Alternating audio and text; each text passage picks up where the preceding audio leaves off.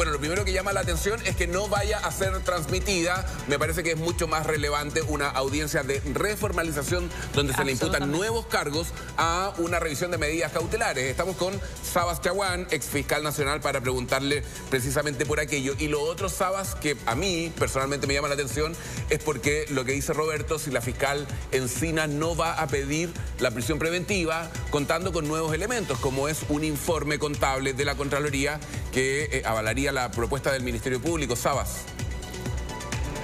Sí, mira, es difícil que se revoque el arresto domiciliario total y se dicte la prisión preventiva, digamos, para una persona que lleva tanto tiempo sin prisión preventiva. Tendrían que ser antecedentes muy contundentes.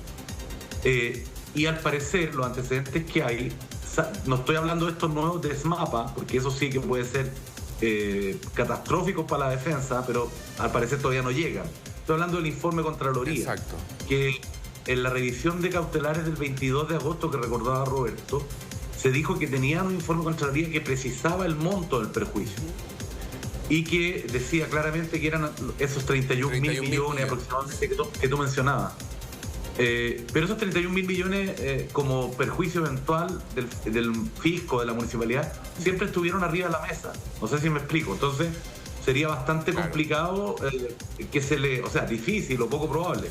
Ahora, si además de ese informe pericial de la Contraloría hay otros antecedentes, hay mayores declaraciones, o lo que nos llamaba la atención con Karen en programas anteriores, esto de que la imputada Katy Barriga llamaba a sus auditores de Instagram a que compartieran, a que compartieran y dijeran si habían recibido beneficios, etcétera.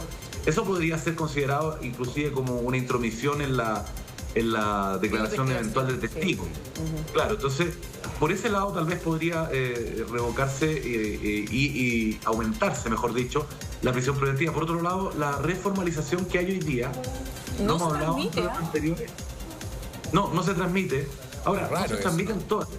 De hecho, recuerden ustedes que la transmisión íntegra de un juicio o de una audiencia totalmente puede ser hasta ilegal, porque la ley dice, el código dice que pueden transmitirse parte o partes de una audiencia, salvo que las partes se opongan, y si las partes se oponen, decide el tribunal.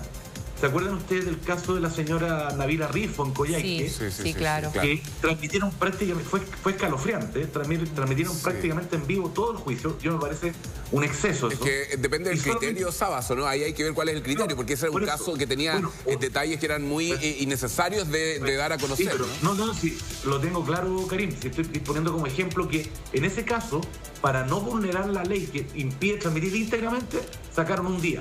Pero estuvieron 5 días transmitiendo, ¿me explico? Claro. Entonces, era para graficar que no se puede transmitir íntegramente. Ahora, pero el tema me parece que a mí es del criterio, porque no es más, o sea, para mí es mucho más relevante una reformalización de un imputado con nuevos antecedentes que presenta la Fiscalía que una revisión de medidas cautelares. Entonces aquí uno se pregunta por qué. Sí. ¿Por qué una sí y otra? Claro. Sí, estoy de acuerdo, estoy absolutamente de acuerdo. Lo que pasa es que ese criterio no está explicitado. Primero, no es de los jueces, lo maneja al parecer la unidad de comunicaciones del Poder Judicial, ¿ya? Entonces, ese criterio tendría que estar, o esos criterios tendrían que estar explícitamente en alguna parte, en un auto acordado, tendría que estar en la página web. Uno podría saber, digamos, oye, estas audiencias se van a transmitir porque son de alta connotación pública, o porque la gente está interesada porque involucra recursos fiscales. Público, claro. De interés público. Oye, sería Sabas, muy interesante que esos criterios estuvieran así. Quiero preguntarte, Sabas, tu opinión por la figura del diputado Lavín. A propósito de este reportaje, salió anoche en las noticias, en nuestras noticias, nuestro noticiero central, donde se hablaba de que él tenía injerencia en absolutamente todo. Oye, los funcionarios eran derivados de la oficina distrital del diputado. Él decía quién se contrataba, quién no, eran obligados a inscribirse en la UDI. Hay depósitos, según se ha señalado, a plazo y criptomonedas que estarían siendo investigadas y de dudoso origen. A ver, si eso se comprueba, es gravísimo, ¿ya? Es gravísimo. O sea, si ustedes me dicen que se acredita que un diputado de la República decide quién contrata o a quienes contrata una municipalidad que está en su distrito, por mucho que tenga afinidad ideológica, y en este caso es la pareja además. Claro. Si se dice que hay depósito a plazo, de dónde salieron los recursos, si hay criptomonedas, llamativa la forma de invertir, porque el sector público no invierte en criptomonedas precisamente porque está exento no tiene una regulación acabada y detallada. Si van a la sede distrital, o sea, son cargos gravísimos, ahí hay que investigarlo.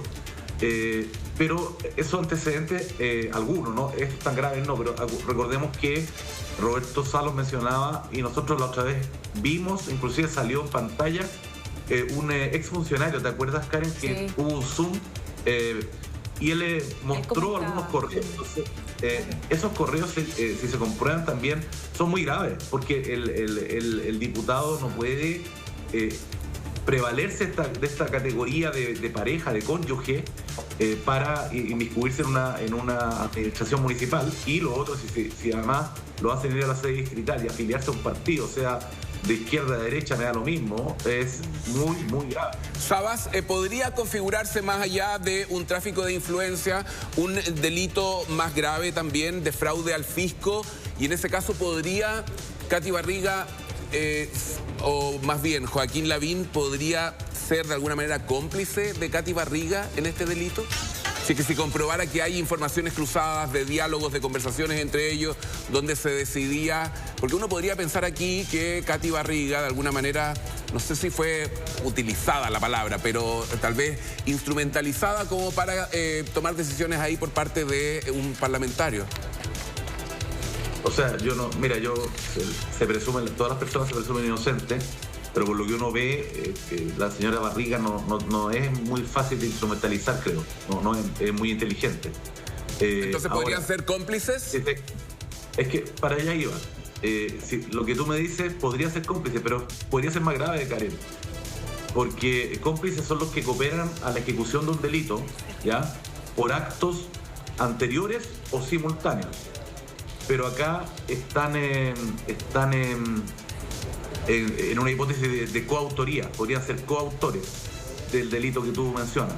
Porque si se comprueba eso, podría ser tráfico de influencia, además del fraude al fisco. El fraude al fisco, claro. Podría ser hasta malversación de caudales públicos, que es un delito muy grave en cuanto a la pena que tiene.